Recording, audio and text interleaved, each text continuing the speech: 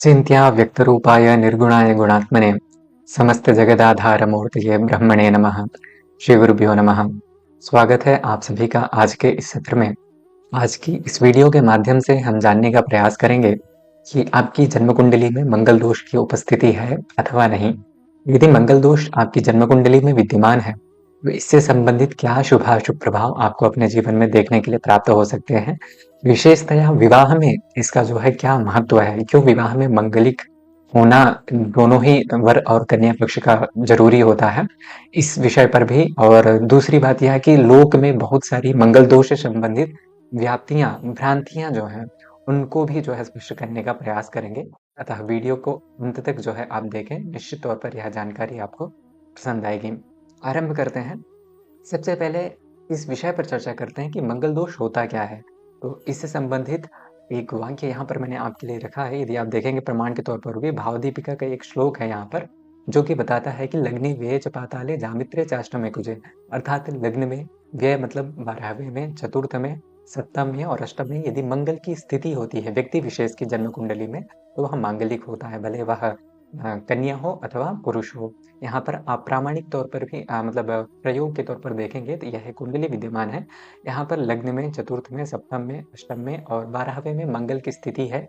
यह जो मंगल दोष है यह लग्न से तथा चंद्र दोनों से ही देखा जाता है।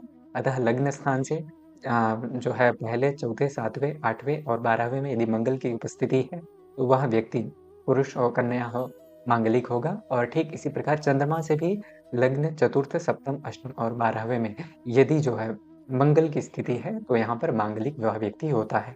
अब इस मंगल की स्थिति से हमें यह ज्ञात होता है कि प्रतिदिन, चूंकि 5 स्थानों में मंगल है, 12 भाव है, मतलब एवरेज देखा जाए तो 40% लोग जो है प्रतिदिन यहाँ पर मांगलिक पैदा होते हैं। तो इस प्रकार से मंगल दोष किसी भी प्रकार का कोई ऐसा दोष नहीं है जिससे कि आपको घबराने की आवश्यकता है। मांगलिक लोग अत्यधिक साहसी और परिश्रमी होते हैं, पराक्रमी होते हैं और वह अपने करियर में अत्यधिक सफल भी होते हैं। अतः यहाँ पर मांगलिक होना एक अच्छी बात भी है। हाँ, दाम्पत्य जीवन में इसमें थोड़ी सावधानी आपको रखनी चाहिए। यदि आप मांगलिक हैं तो प्रयास यह करना चाहिए कि जो सामने वाला व्यक्ति है अर्थात जो कन्या है वह भी मांगलिक हो अथवा जो पुरुष हो वह भी मांगलिक हो, तो जो है यह मंगल दोष स्वतः ही निरस्त हो जाता है। इसके स्वतः निरस्त होने से संबंधित एक और प्रमाण हमें प्राप्त होता है। यदि आप यहाँ पर देखेंगे तो शनिर्भौमोऽथवा कश्चित् पापो वा तादृशो भवेत् येष्वेव भवनेष्वेव भौम दोष विनाशकृत। भौम दोष विनाशकृत मतलब भौम दोष मतलब मंगल से संबंधित जो मंगल दोष है इसका विनाशकृत मतलब नाश हो जाता है। तो इस प्रकार से मंगल दोष के सिर्फ 2 ही प्रामाणिक यहाँ पर आधार हैं।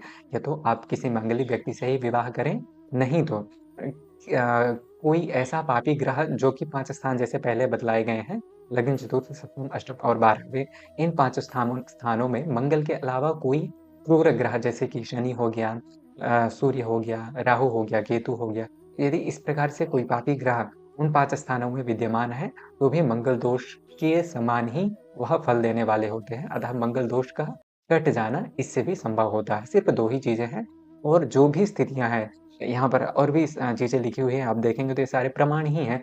न मंगली मंगल राहु योगे, अथवा मंगल यदि स्वक्षेत्रस्थ हो, उच्च हो तो मंगल दोष नहीं होता है। अथवा और भी कहते हैं कि शुक्र अथवा देवगुरु बृहस्पति लग्न मतलब लग्न से केंद्र में आ जाएं तो मंगल दोष नहीं होता। किंतु यह सभी लोक में व्याप्त मिथ्या प्रपंच मात्र है, इसका कहीं भी शास्त्रोक्त प्रमाण नहीं है। और लोक में जो व्यावहारिक प्रायोगिक जो पक्ष है उसमें भी इसका उत्तम परिणाम देखने के लिए प्राप्त नहीं होता है। अतः मंगल दोष से संबंधित जो प्रामाणिक 2 तथ्य बतलाए गए हैं, या तो मंगलिक हो अथवा तादृश जो क्रूर ग्रह है वह उन 5 भावों में विद्यमान हो, तो ही मंगल दोष पूर्णतया निरस्त होता है। यहाँ पर और भी प्रमाण, यहाँ पर मंगल दोष, बहुत सारे लोगों का मानना है कि मंगल दोष एक मिथ्या प्रपंच मात्र है। ऐसा कहीं भी कुछ भी हमारे शास्त्रों में बतलाया ही नहीं गया है। इससे संबंधित यदि आप देखेंगे तो यहाँ पर बहुत सारे प्रमाण हैं जो कि मंगल दोष को ही व्याख्यायित करते हैं और बहुत सारे ग्रंथों से लिए गए हैं। अतः आप इसको भी देख सकते हैं तथा यह विश्वास कर सकते हैं कि मंगल दोष से संबंधित स्थिति व्यक्ति विशेष के जीवन में होती है तथा वह उसको प्रभावित भी करती है। यदि आपकी जन्म कुंडली में मंगल दोष है तो उससे संबंधित क्या शांति अथवा उपाय किए जाएं। तो देखिए, मांगलिक दोष का सबसे पहला तो यही है कि आप इसका जो प्रमुख प्रभाव है वह आपके विवाह के समय ही इसका विशेषतया चिंतन किया जाता है। नहीं तो यह तो अच्छा ही माना जाता है व्यक्ति को जो है मतलब करियर में अच्छा ग्रोथ देता है। दूसरी बात ये है कि वह साहसी होता है, पराक्रमी होता है, परिश्रम करने से झिझकता नहीं है, स्वाभिमानी होता है, किसी के समक्ष इतना जल्दी झुकता नहीं है। तो इस प्रकार से बहुत सारे मंगल दोष के लाभ हैं। ना मंगल दोष का सामान्य जीवन पर किसी भी प्रकार से कोई दुष्प्रभाव नहीं है। किंतु यहाँ पर यह जो मंगल है, यदि मांगलिक आप हैं तो विवाह के समय में यह आपके लिए यदि सामने वाला व्यक्ति मांगलिक नहीं है और आप मांगलिक हैं तो किंचित क्लेशकारी होता है।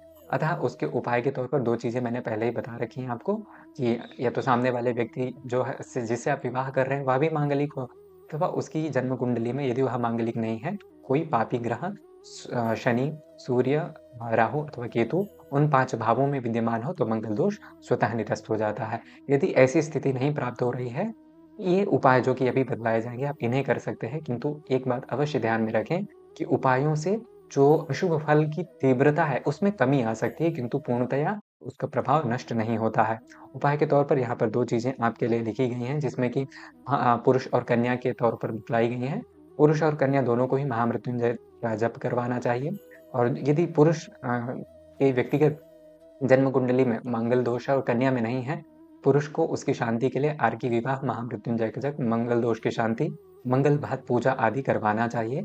और यदि स्त्री के जन्म कुंडली में मंगल दोष है और पुरुष में नहीं है, तो स्त्री को चाहिए कि वह जो है वट सावित्री का व्रत, कुंभ विवाह, अश्वत्थ विवाह, पीपल विवाह, यह सारी चीज़ें जो है यहाँ पर दी गई हैं। आप इन्हें करके यथासंभव जो भी आपसे संभव हो वह करें, जिससे कि मंगल दोष की जो अशुभता है, उसमें जो तीव्रता है, उसमें किंचित कमी आ सके।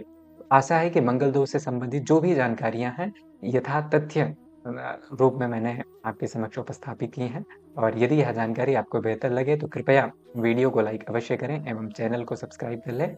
मिलते हैं अगली वीडियो में, तब तक के लिए ध्यान रखिए अपना। नमस्ते, महादेव।